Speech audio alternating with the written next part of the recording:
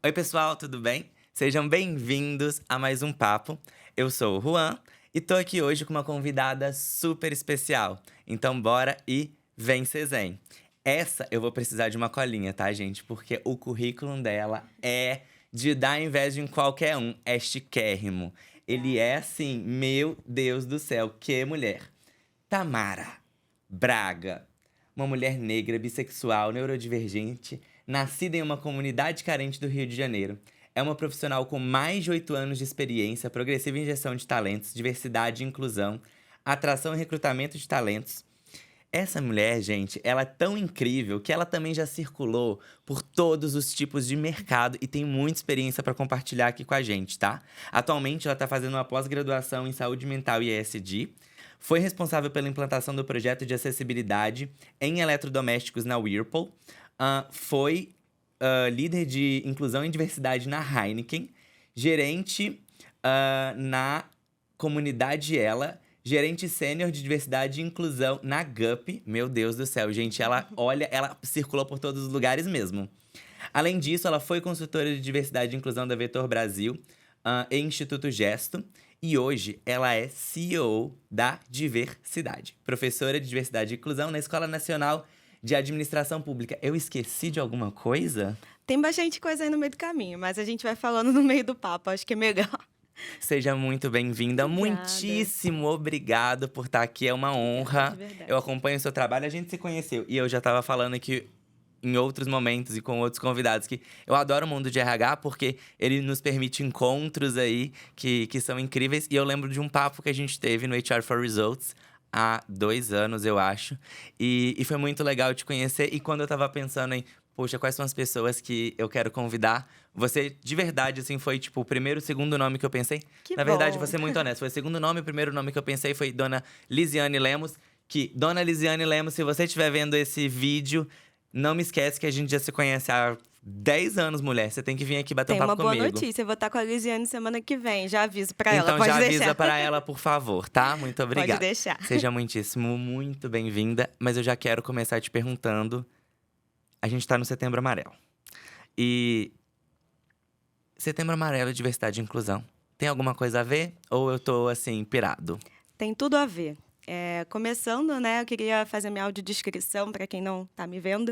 Eu tenho meu cabelo roxo hoje na altura do ombro, mais ou menos. Eu troco bastante de cor, então deixa eu falar para vocês que hoje está roxo. Eu tô com uma camisa da Diversidade com C, que é a minha empresa, que tem uma logo colorida também. Tô de preto em cima e bege embaixo e um sapato bege também que tá me ajudando porque eu sou baixinha, eu tenho que fingir que eu sou alta de vez em quando. Mas aí, começando, acredito que diversidade tem tudo a ver com saúde mental, porque eu perdi a minha saúde mental graças à falta de engajamento que eu tinha dentro das empresas quando eu ainda não estava trabalhando com diversidade. Acho que ficou faltando um pouquinho aí de contextualização, mas eu vim da engenharia química, né? Eu formei como engenheira química e fui para a área de sustentabilidade. Eu fiz uma federal, eu fiz técnica em química numa federal também. Eu fiz de tudo para ter um currículo parecido com o das pessoas padrão, né? Então eu meio que furei uma bolha que normalmente pessoas como eu não furam. E aí a gente já bate na meritocracia, que não existe, né, gente? Só um disclaimer aqui. E todas as vezes que eu entrava num processo, eu entrava numa empresa, eu sentia que eu era obrigada a estar feliz naquele ambiente porque eu tinha conseguido algo que muitas das pessoas que estavam em volta de mim não conseguiam. E eu comecei a me questionar há muito tempo, porque eu ficava 1 ano numa empresa, fazendo vários resultados crescerem, várias coisas acontecerem, e no final das contas eu não crescia, não me desenvolvia, e eu não entendia o porquê. E eu comecei a entender que fazia sentido porque eu não era parecida com as pessoas que estavam em volta de mim.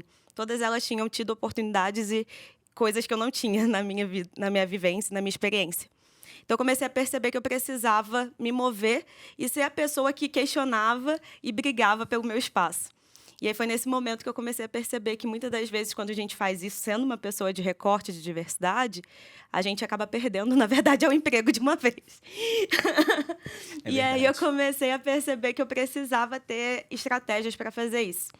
E eu tive a oportunidade de fazer isso na Ambev, quando eu passei para lá, né? Foi quando eu vim do Rio de Janeiro para cá, para Campinas, e decidi que eu ia fazer um projeto de diversidade acontecer. Só que desde o início da minha faculdade eu tive a ajuda da Educafro, não sei se vocês conhecem, mas é a maior ONG de pessoas negras aqui no Brasil, que é do Frei Davi. Até encontrei o Frei Davi hoje, eu estou tentando ajudá-lo em algumas frentes. Ele me levou para Portugal mês passado, com tudo pago, para conversar com o Papa sobre equidade racial. E o Frei Davi me ajudou desde o meu primeiro momento na faculdade. Ele me conectou com o gerente da White Martins, que até hoje é meu mentor, e ele desenhou toda a minha estratégia até eu virar uma trainee. Que eu nem sabia que existia trainee nessa época, mas ele me ensinou. Então, tudo isso fez com que eu furasse essas bolhas. E aí, chegando na Ambev, eu consegui desenvolver esse projeto sendo compradora. Então, eu era voluntária dos grupos de afinidade. Peguei 300 jovens negros da Educafro, treinei durante 3 semanas em relação a LinkedIn, currículo, pitch, storytelling, o que é a cultura da Ambev. E a gente conseguiu melhorar em 38% a contratação de pessoas diversas na área. E aí foi nesse momento que eu decidi ir para a diversidade, foi quando criou, né, a área. Na verdade, em 2019 teve esse boom, né, do caso do George Floyd e tudo mais. E a Ambev não tinha essa área, eu prestei trainee para o Whirlpool, que é a Brastemp Consul, e lá eu desenvolvi um projeto de acessibilidade de produtos eletrodomésticos, que foi tão corrido que a gente conseguiu fazer em 40 dias um adesivo para adaptar esses produtos. E o presidente, que na época era o Brega, investiu dinheiro no projeto. A gente entregou 3 cozinhas totalmente acessíveis para as pessoas da ONG que me ajudaram a fazer o design. E aí, até hoje eu recebo mensagem deles falando: poxa, em 40, 50 anos de vida eu nunca tinha conseguido fazer um ovo, um arroz sozinho, e agora eu consigo, graças à sua inquietação. E eu não sou uma pessoa com deficiência, então isso mostra também outro ponto da saúde mental que tem me assolado todos os dias, que é, muitas das vezes a gente se incomoda com o nosso calo e não olha o calo dos outros, né? E nós que somos pessoas que sofremos, que passamos por tudo isso durante a vida, se a gente não olha com empatia para o outro, a gente não é ninguém. E eu vejo muita gente falando de diversidade para aparecer, para estar em presença VIP, para poder ganhar ingresso para evento, para ser influencer, mas pouca gente fazendo de verdade. E aí hoje lá dentro da Educafro eu senti isso. Eu senti um senhor de quase 70 anos que está trabalhando com a pauta negra há 40 anos e fala com 120 mil jovens todos os dias e não consegue movimentar 5 para fazer as coisas acontecerem. E aí eu olhei para aquilo e falei: poxa, se eu estou sentindo isso e eu estou trabalhando com isso há 4, 5 anos, imagina esse senhor que está aqui na minha frente, né? Então, até um convite aí, pessoal, para a gente ter saúde mental, não dá para ser sozinho. Não dá para a gente fazer tudo sozinho e querer salvar o mundo sozinho. Então, acho que isso é um ponto super importante também. E aí, a partir daí, a diretora de RH da Whirlpool foi para a Heineken e me levou para ser a líder de diversidade lá da Heineken. Também não tinha essa área, eu criei a área junto com ela. Então, a gente fez comitê, metas e objetivos, traçou metodologias. E, nesse momento, eu começo a desenhar minha própria estratégia de gestão de diversidade. E eu comecei a escrever um livro, basicamente. E, ano passado, uma editora me buscou e a gente está para publicar esse livro no final do ano. E aí, por que eu estou chegando nesse ponto? Porque toda essa construção me fez perceber, dentro da minha própria vida, como que diversidade se conectava com saúde mental. Porque não é uma coisa que você olha e você vê, né, que acontece. É uma coisa que você sente no seu dia a dia. E aí, quando eu fui para a GUP, eu tive a chance de ser a head de diversidade deles, e durante 8 meses a gente dobrou o número de pessoas com deficiência, a gente trouxe 3% de pessoas trans, a gente saiu de 19% para 31% de mulheres e pessoas não binárias na tecnologia. Só que nesse meio tempo, o que aconteceu? A GUP dobrou de tamanho, a gente perde um pouco de controle quando as coisas crescem muito rápido. Você estava falando sobre home office, né? A gente era totalmente home office. Então, o que é cultura, né? O que realmente... É realmente tangível o que é cultura? Ninguém sabe muito bem explicar. Mas a gente conseguia perceber que quanto mais uma empresa cresce, mais a gente se afasta da cultura inicial do que a gente queria. E isso é uma coisa que eu tenho muito medo de acontecer. Minha empresa crescer e perder a identidade do que eu quero fazer com que ela seja. E eu senti que isso foi acontecendo. E a gente começou a ter muitos casos de burnout. E o que aconteceu? Eu fui fazer nosso planejamento, né, do ano seguinte, percebi que as pessoas que estavam saindo por burnout, em sua maioria, eram pessoas de recorte de diversidade. E aí eu provo com fatos e dados o que eu estava sentindo dentro de mim também. Então, como que a gente cria planos e programas de saúde mental que não sejam montados para uma estratégia de um tipo de pessoa? Porque quem está lá no escritório, quem está como C-level, diretoria e tudo mais, não representa quem eu sou, não representa a grande maioria do público brasileiro. Será que essa pessoa sabe criar um programa de saúde mental que realmente abarque todos esses recortes? É óbvio que não, né? E aí eu comecei a ir em muitos eventos que falam sobre saúde mental. E aí eu sempre me via sendo a chata questionando tudo, porque para mim não faz sentido. Eu trabalhei na linha de produção durante anos da minha vida. Teve uma época da minha vida que eu trabalhava de segunda a sábado, de 2 da tarde até 11 da noite. E não sei se vocês conhecem o Rio de Janeiro, mas eu morava em Nova Iguaçu, estudava em Seropédica e trabalhava na Taquara. E não tinha tempo para fazer nada, eu ficava 8 horas diárias no transporte público. E aí eu me questiono, será que colocar uma live de yoga vai ajudar minha saúde mental, eu estando nesse momento, eu tendo que conectar tudo isso, ainda estudar, né, e conseguir me formar sem ter nenhum tipo de estrutura numa casa que não tinha nem laje, com goteira na minha cabeça? É complicado. E eu acho que o RH ainda não está preparado para ouvir todas as vivências, para transformar isso em plano de ação. E eu gosto muito do Zen Club porque eu uso e já usei em várias outras empresas que eu trabalhei. E a parte mais legal é que dá para fazer muita coisa legal com a ferramenta que o Zen Club é. Só que depende da mão de quem está usando. Eu acho que esse que é o ponto crucial nessa estratégia de fazer um programa que funcione para todo mundo. E é muito difícil. É muito difícil você conseguir capturar informações verdadeiras, porque como o Ramon estava falando, né? A gente, às vezes, captura coisas que as pessoas estão com medo de falar. E elas estão com medo porque elas têm razão de ter medo. Porque muitas empresas usam isso, em vez de ser ao favor, né, de ajudar as pessoas, realmente para poder se livrar daquilo que vai ser um problema, um trabalho a mais para elas. Então, foi assim que eu me encontrei, né? Quando eu comecei a desenhar, eu falei, gente, se eu mostrar isso aqui tudo, eu acho que não vai dar muito certo. Então, a gente também tem que pensar como ser estratégico para poder ir para o caminho que a gente quer ir. Então, é um trabalho bem difícil, mas cuidar de si e olhar também para onde a gente quer ir é uma estratégia que cada um precisa ter, porque se a gente se enfiar em lugares que não estão preparados para a gente, aí a nossa saúde mental vai realmente para o ralo. Isso aconteceu comigo muitas vezes também. Acabou de passar um caminhão aqui, em cima de mim, porque, primeiramente, obrigado por compartilhar, assim, é riquíssima a sua história. Obrigada. E tenho certeza que esse é só um pedacinho dela. Mas eu vou precisar de fatiar um pouquinho disso para que a gente consiga compartilhar aí um pouco também com as pessoas. E eu quero começar de um ponto que a gente falou muito hoje sobre por onde eu começo a implementação de uma estratégia de saúde mental numa empresa. E você trouxe um ponto de uma maneira tão verdadeira. E eu gostaria de, que você trouxesse luz para esse momento com a gente. E se eu for, de fato, dar atenção para esses recortes e trazer intencionalidade? Perfeito. Mas, pelo menos, por onde eu começo a implementar essa estratégia que seja, de fato, inclusiva? Perfeito. Eu não vou lembrar a sigla que o Zen Club usa. Mas IBC? Isso me ajudou bastante, porque além de ter essa ferramenta, vocês também conseguem separar os recortes lá dentro. Sim. Então, isso para mim foi muito estratégico, porque eu tinha o meu senso de diversidade, mas o meu senso de diversidade não ia tão profundamente nesse quesito de saúde mental. Então, foi muito bom para a gente poder mapear dessa forma. Então, essa é a dica aí inicial. Tem que ouvir as pessoas, não tem como a gente tirar a informação da gente.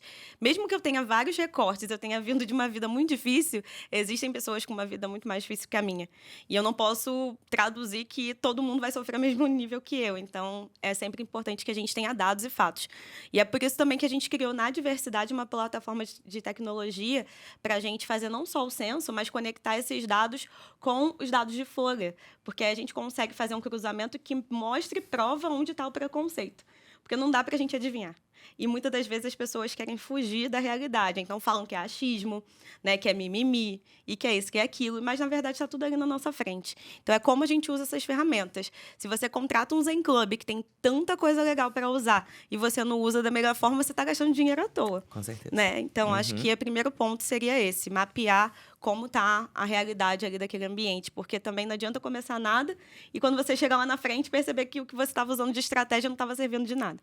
Então eu sempre começo por esse mapeamento mesmo de dados e fatos para daí a gente desenhar o plano de ação.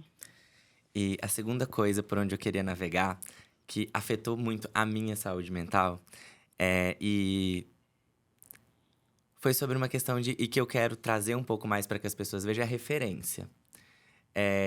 Eu fiquei deslumbrado em te ouvir e lisonjeado, mais lisonjeado ainda por você estar aqui compartilhando isso conosco. Mas eu sempre trago essa visão de que uma parte do que queimou a minha cabeça, assim, durante muito tempo, foi não ter referência. Eu não conhecia nenhum homem gay em posição de poder.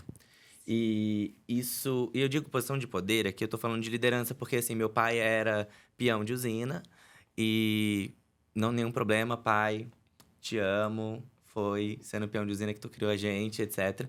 Mas, e aí ele falava, eu estudei meu filho pra ser engenheiro, estudei meu filho furando essas bolhas, em um contexto completamente distinto. E me doía não perceber que haviam esses espaços que eu pudesse ocupar. E de muitas formas isso me bugou em muitos momentos da minha vida. Hoje, você, com esse currículo maravilhoso, uma mulher periférica, preta, ocupa espaços como esse e é dona da sua empresa, tá? O que ainda hoje, e mesmo sendo cansativo, e mesmo às vezes falando para 5 jovens e 2 vão ouvir, e você tava falando 100 mil jovens e 5 vão se mexer. O que ainda tá te movendo? Boa. Eu gosto de falar que o que sempre me moveu foi uma coisa muito parecida do que você disse agora, que foi a minha família. A minha mãe é uma mulher branca, loura, do olho claro, mas que tinha muito menos condição financeira que meu pai, que era um homem preto. E minha mãe, ela é uma filha de uma família com 8 irmãos, onde ela e mais 2 mulheres, a maioria homens. As 2 muito mais velhas, então se casaram, ela ficou sozinha com os homens. E ela sofria muito com machismo e ela sempre foi muito reativa. Minha mãe sempre foi uma pessoa muito reativa. Até hoje ela é. Meu Deus, tô me identificando. E aí, ela não queria lavar a louça deles, ela se revoltava sem saber o que era feminismo, porque isso nem acessava ela, né, nessa época. Mas quando eu nasci, ela não queria que eu tivesse a mesma situação de vida que ela teve, né? Ela teve que parar de estudar na 4ª série, ela vendeu cafezinho no trem, ela foi caixa de supermercado. E aí, quando meu pai conheceu ela teve a chance de fazer o curso de cabeleireira, que foi como ela me criou, basicamente, a vida inteira. Meu pai faleceu quando eu ainda era bem pequena. E foi assim. Então, eu me embranqueci muito tempo, porque minha família, por parte de mãe, é toda branca. E eu me distanciei disso e só fui me reencontrar quando eu estava no meu ensino médio técnico. Só que eu era de uma favela, né? Inclusive a mesma favela da Anitta, né? E aí foi bem doido porque eu consegui uma bolsa de estudos no sistema elite de ensino, onde eu era a pessoa mais negra do ambiente. E aí isso mudou totalmente a estrutura do que eu tinha vivido até então. Então eu comecei a me ver em lugares que eu não ficava antes, até porque eu era cotista também, né? E bolsista lá. E aí, depois disso, eles me ensinaram a entrar no colégio técnico, que eu também não sabia que existia. E daí foi que eu entendi que eu podia fazer faculdade, porque até então eu achava que eu ia morrer técnica em química, ganhando meus R$2.500 por mês, e estava ótimo. E aí é nesse momento que eu começo a entender que essa estrutura começa a ser mudada, porque eu começo a fornecer coisas para minha mãe que ela não podia me fornecer. Então eu começo a dividir conta com ela, a gente se muda e vai morar numa casa melhor. Nesse meio tempo a gente foi despejada de casa, minha mãe pagava o financiamento da Caixa de uma casa de 18 metros quadrados que não tinha laje, que não faz sentido. E a gente foi despejada porque ela não tinha como pagar, porque minha avó faleceu nesse meio tempo também. E eu comecei a ajudar ela em casa. Então, por mais que eu estivesse sofrendo, falei, cara, isso aqui já é muito melhor do que a gente viveu a vida inteira, né? E hoje eu pude aposentar ela e meu padrasto. Então, isso foi a melhor parte da minha vida, assim. Eu tirei eles de lá do Rio, porque estava tendo pandemia. Nessa época, eles estavam vendendo avental, toalha de mesa. Meu padrasto vendia e ela costurava para ele vender. Só que aí, restaurantes fechados na pandemia, eles faliram, né, basicamente. Só que nesse momento eu tinha acabado de passar pro trainee.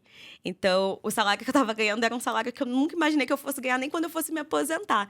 E aí eu falei, vem vocês dois para cá, mesmo que eu fique pobre de novo, eu vou cuidar de vocês. E aí eu acabei comprando um apartamento para mim, na época que eu estava na Ambev, paguei R$ 100 de entrada, muito feliz, assim, meu Deus, eu vou ter um apartamento.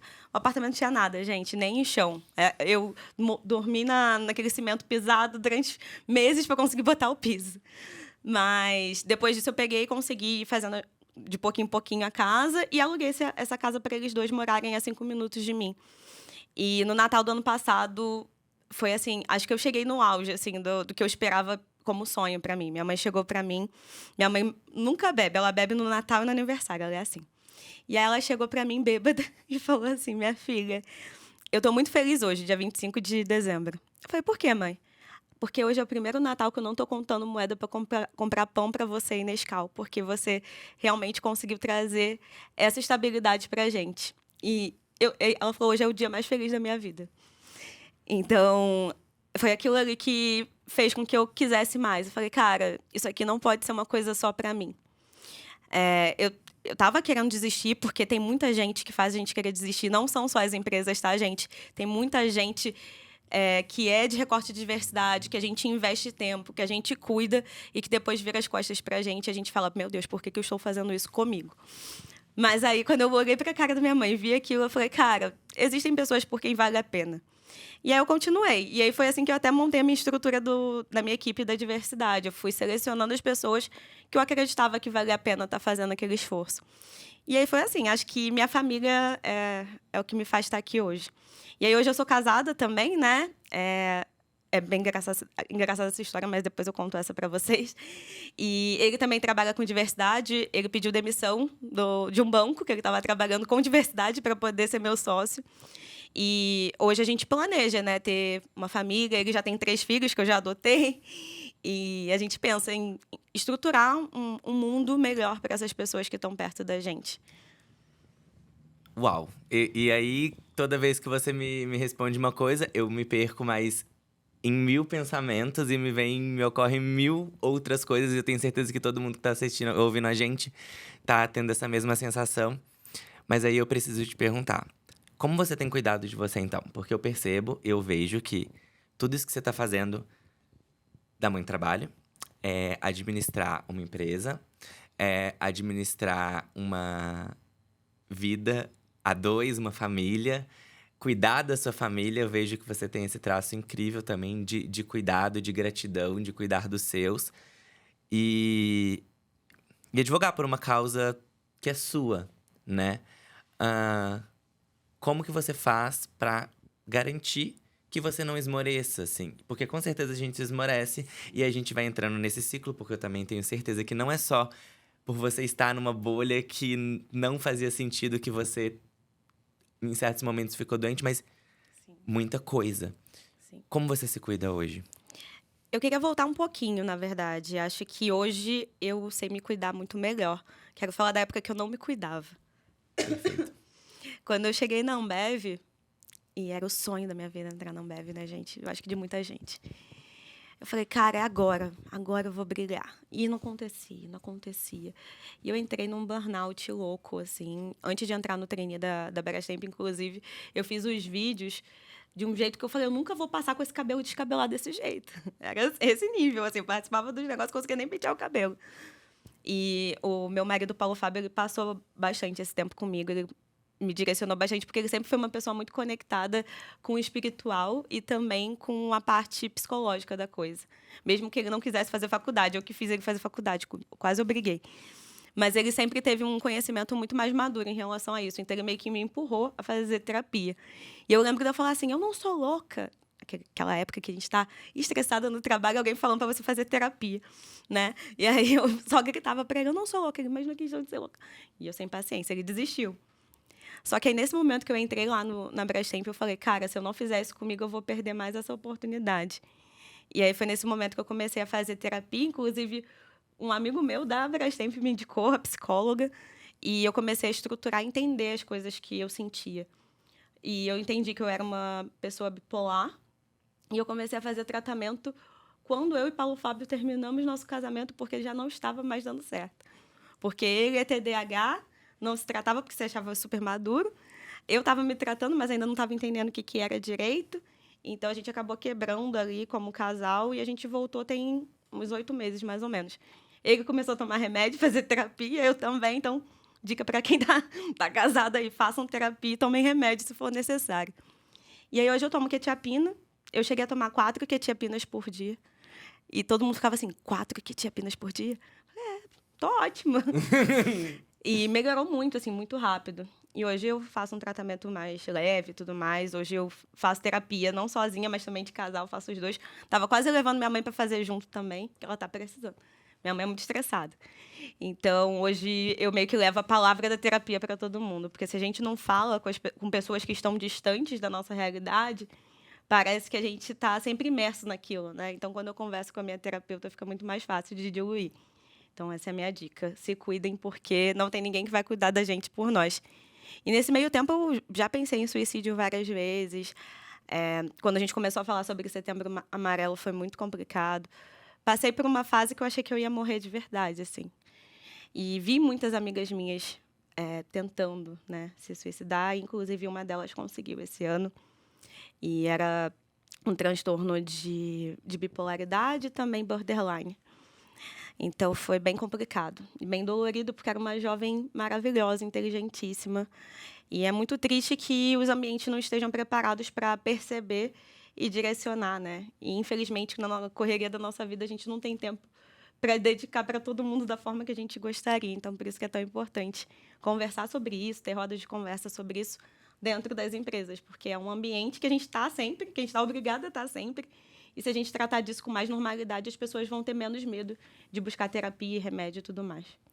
Excelente. E eu aproveito esse ponto para... A gente já falou muito sobre isso aqui. 95, 96... Na verdade, aí 96, alguma coisa por cento das pessoas que cometem suicídio, elas têm algum tipo de transtorno mental. E recentemente também, e eu gosto de repetir isso porque no auge da minha ignorância, de achar que como RH eu poderia fazer um acolhimento apropriado, eu acreditei em muitos momentos que eu tinha as ferramentas para acolher as pessoas que estavam em situações complexas. E espero que muitos não tenham passado, mas eu já fui mais de uma vez na cadeira de RH a pessoa que acolheu uma pessoa que estava falando sobre se matar, sobre, tirar a sua vida naquele momento ou em outro momento. E fui burro o suficiente para achar que eu tinha condição de dar o direcionamento preciso para aquele momento. E um aprendizado que eu tive é acolher e receber essa pessoa é uma coisa, mas a melhor coisa que eu posso fazer para ela é ajudar ela a se conectar com um profissional que realmente pode lidar com aquela situação. Eu já usei um exemplo que lidar com esse tipo de situação é que nem desarmar uma bomba. Às vezes você vai cortar o fio errado e se você cortar o fio errado, vai explodir, sabe? E ao invés... Você pode parar a bomba, beleza, mas também tem chance de você explodir. E quando você fala sobre isso, porque as pessoas estão uma grande, gigantesca parte da vida delas no trabalho. Se as empresas não conseguirem abrir-se para esse espaço de diálogo, ou de pelo menos ser o alicerce em que eu tenho acesso à saúde mental é saúde, não vai ser funcional. E o índice de suicídio, ele cresce disruptivamente no nosso país. Então, escutar de uma pessoa como você, e eu agradeço porque você também abriu, acho que muitos dos convidados que vieram aqui também abriram isso, porque somos referência. A gente tem que reconhecer que tem um monte de gente que nos vê nas organizações, tipo, poxa, menino do RH falou que faz terapia, ele toma remédio. Ah, não, então tá tudo bem. Se eu faço também, sabe? O meu líder. Então, assim, é super legal que você trouxe isso. De verdade, muitíssimo obrigado por ter compartilhado essa vivência, assim. E tem um ponto bem legal nisso, que quando aconteceu, né, essa quebra e tudo mais com o meu marido, que era o meu ex, eu fiquei muito desnorteada, assim, porque eu já não estava me sentindo bem no trabalho, tinham coisas que eu estava sentindo que eu não conseguia fazer. E aquela coisa de você se impactar de entender que você não vai mudar o mundo sozinho, como eu tinha dito antes. E aí, a minha gestora da Heineken, ela sentou comigo e falou assim: você não tá bem. O que está acontecendo? Então, não fui eu que busquei, né? Ela veio, me perguntou, falou: beleza, espera 5 minutinhos que eu vou falar com o time de saúde. A gente tem o Heineken Cuida aqui e a gente vai te direcionar. E aí me puxaram para uma enfermeira, ela fez um mapeamento inicial, ela percebeu que estava muito forte todo aquele sentimento, me direcionou no mesmo momento para um psicólogo. E essa psicóloga acabou já me ajudando a direcionar alguns pontos. E no dia seguinte eu já estava falando com o psiquiatra para tomar um remédio XYZ. Então, assim, foi muito rápido e foi muito legal, porque era uma empresa com 13 mil colaboradores. Então, é muito legal ver isso acontecer, né? Porque eu via muito de fora, né? Mas quando aconteceu comigo e aquilo realmente me ajudou, eu percebi o quanto que uma empresa pode ter o poder de ajudar e salvar a vida de alguém. E foi o que aconteceu comigo. Então, obrigada aí, Carol. Obrigada, Andréia. Vou deixar meu agradecimento, né? Andréia foi a pessoa, inclusive, que me levou para a diversidade porque ela falou: não, você tem que fazer isso. Então, elas realmente tiveram esse carinho e cuidado comigo. Então, acho que a gente, às vezes, deixa muito superficial, né, o contato do líder com o liderado. E aí, se você não consegue nem perceber se a pessoa está bem ou se está mal, é meio estranho. Então, pelo menos esse acolhimento inicial, como você tinha dito, né, para direcionar para o melhor caminho. E, bom, entendendo todo esse contexto e entendendo o seu trabalho hoje e vendo o mundo que você quer construir, que todos queremos, eu acho que, bom, a gente não vai fazer nada disso sozinho, a gente precisa de construir, de fato, um movimento, né? Se você tivesse, então, que trazer uma mensagem pra gente, para todos os RHs do Brasil, porque a gente tem essa pretensão, que a gente está sendo escutado por todos os RHs do Brasil, pelos CEOs, pelos executivos, por todo mundo. Qual é o teu chamado, qual que é a tua visão para esse movimento, por onde a gente começa e onde a gente começa a unir forças? Boa. Eu vou dar 2 recados separados, então. Primeiro, para os líderes de RH, líderes também de áreas.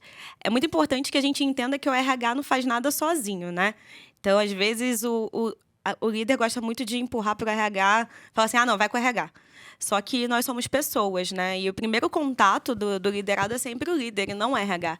Então, como que a gente consegue criar essa conexão a ponto de entender o que aquela pessoa está passando e ajudar a direcionar esses caminhos? Isso se conecta muito com criação de programas. Então, você quer criar um programa de saúde mental ali na sua empresa, o mínimo que você tem que ter, além desse mapeamento inicial, é um direcionamento para quem não está bem. Né? Porque provavelmente vai ter muitas pessoas ali que não vão estar bem. Então, criar uma estrutura como o Heineken Cuida, que direciona, ajuda e que ajuda naquele momento inicial onde a pessoa não está realmente bem, isso já ajuda a pessoa realmente a se aliviar um pouco, né? Colocar tudo, a cabeça em ordem e ir para os próximos passos de terapia e tudo mais. Então, super importante também. E quando a gente fala do RH, é super importante que a gente consiga ter representatividade dentro do RH. Eu sinto que muitas das vezes, quando a gente olha para o RH, é sempre o mesmo padrão de pessoas, né? E isso acaba diminuindo muito o nosso alcance de como fazer alguma coisa para ajudar as pessoas daquela empresa. Então, pensem em como estruturar uma equipe que realmente represente todo mundo, ou pelo menos usem os comitês de diversidade para ouvir essas pessoas de verdade. Lá na última empresa que eu trabalhei, a gente criou um grupo de afinidade de saúde mental. E aí a gente colocou as pessoas neurodiversas e a gente também colocou as pessoas que queriam acolhimento. Então, era uma forma da gente trazer um papo ali para a gente poder entender também, mapear o que estava ruim. Será que a área X ou YZ está pior do que a outra? E aí a gente conseguia direcionar e correr, né, na necessidade. Normalmente, as áreas de vendas, né, CS, normalmente elas são as mais bagunçadas, que as pessoas estão querendo se matar. Então, vamos lá e direcione essas ações também, porque normalmente são os gestores que são formados para serem gestores que causam mais pressão nas pessoas. Então, acho que isso também é bem importante da gente conseguir mapear. Então, RH sempre se baseia em dados, porque não dá para fazer nada sem dados. E, por último, eu queria dar um recado para quem está se sentindo, né, com a saúde mental ferida, independente se é líder, se não é líder. Gente, é muito importante que a gente entenda que o ambiente que a gente vive ele é feito para a gente sofrer, né? Principalmente para quem não está ali pertencente ao ambiente. Então, se você está se encontrando nesse espaço, começa a criar uma estratégia, um plano de ação na sua vida, como você faz no seu trabalho. Cria uma planilha lá, o que você quer estar fazendo daqui 6 meses, daqui 8 meses. Isso me ajuda muito a tirar um pouco da ansiedade de mim e a entender o que eu tenho controle e o que eu não tenho controle. Né? Então, eu comecei a planejar minha vida igual eu planejo qualquer projeto dentro do meu trabalho.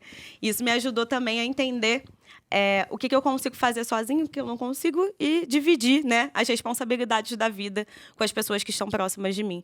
Isso acaba trazendo muito mais leveza também. Então, pensem nisso e criem estratégias para hackear o sistema. O sistema não é feito para a gente, mais uma vez. Então, pensem o que vocês precisam fazer para estar sendo um coordenador amanhã, um gerente daqui 6 meses. Criem essas estratégias e pensem o quanto que vale a sua vida e o seu tempo para que você não pense que a sua vida só vale se você ganhar muito dinheiro. Eu cheguei a um ponto na minha vida de ganhar 20 mil reais por mês e não estar feliz. E aí, hoje, eu ganho muito menos que isso e eu tô ótima. Então, acho que esse é o direcionamento. Pensem o que é realmente importante e criem essa matemática do que faz vocês felizes. Porque, no final das contas, a vida passa, né? A gente não vê passar porque a gente está lá preso no trabalho. E a gente não realizou as coisas que a gente realmente queria. Então, viaja, conhece o mundo. Eu falei, eu vou tirar meu passaporte porque uma hora vai aparecer alguma coisa. Tirei. Apareceu, não paguei nada. Fui para Portugal, voltei, tô ótima. Então, é criar realmente planos que façam vocês felizes. Porque, no final das contas, é o que importa, né? Hoje eu sou realmente feliz de falar que hoje eu posso viver e não só sobreviver. Acho que esse é o resultado. Muitíssimo obrigado. Eu acho que quem tá acompanhando os outros podcasts, eu tô assim, calado, porque eu tô assim, só recebendo hoje, gente. Muitíssimo obrigado, Tamara. Eu tive o prazer e a honra de te escutar atentamente. E de verdade, assim, o caminho, tua trajetória é linda, incrível. Você não precisa de mim pra te falar isso. Mas eu, sinceramente, espero que você inspire muitas pessoas. Obrigada. Porque a gente carece de referências. A gente carece de referências que estejam dispostos a ecoar palavras e a voz de temas extremamente complexos, sabe? Diversidade, extremamente complexo, sobre a construção sua enquanto mulher que, poxa, fundou a tua empresa, extremamente complexo. Saúde mental, extremamente complexo. E tudo isso tá tão intrínseco, sabe? E é muito bonito ver como você tem se saído. Eu tenho certeza que a gente traz aqui o máximo que a gente consegue da essência, etc. Mas que ninguém tá tentando pintar um conto de fadas, porque o que você disse, a estrutura tá feita aí pra gente sofrer mesmo e a gente vai hackeando o sistema e desvencilhando disso tudo. Mas é muito bonito assistir daqui e é de fato inspirador. Então, eu acho que se alguns RHs escutaram a gente, estão se sentindo um pouquinho mais inspirados, a gente de fato começa um pouco desse movimento. Muito obrigado a todo mundo que estava ouvindo a gente. Eu vou pedir a Tamara para passar e para trazer pra gente um pouquinho ali também de quais são as redes sociais dela, onde a gente pode acompanhá-la, acompanhar o trabalho da diversidade e dizer aí também para ela que o palco tá sempre aberto aqui no nosso podcast, no Zen Club, com certeza. Essa parceria que a gente pode estabelecer, porque as causas pelo qual você trabalha são muito nobres. De novo, Obrigada. Depois que você trouxer aí esse fechamento, eu volto aqui pra fechar com o pessoal. Perfeito, vamos lá, gente. Meu arroba, ele é engraçado, é Tamaravilhosa, tá? Então ninguém esquece. Só que tem 2 As depois do M, porque já tinha outra Tamaravilhosa, tem mais Tamaravilhosas no mundo. E o arroba da diversidade é arroba diversidade com C, ao invés do S, .br. E lá no LinkedIn eu tô como Tamara Braga e diversidade com C. Vocês encontram a gente, tem os nossos conteúdos. E agora a gente tá indo pro TikTok também, tá, gente? Então, a mesma coisa do Instagram lá no TikTok, porque a gente tá querendo chegar também na geração mais jovem, né? Eu tenho cara de jovem, mas eu sou velha. Mas eu tô tentando aprender a ser TikToker agora também. Muitíssimo obrigado. E pessoal, bom, você já sabe, deixe seu like, compartilhe o vídeo e com certeza volta aí para você ver um dos nossos outros vídeos. Muitíssimo obrigado e vem ser zen!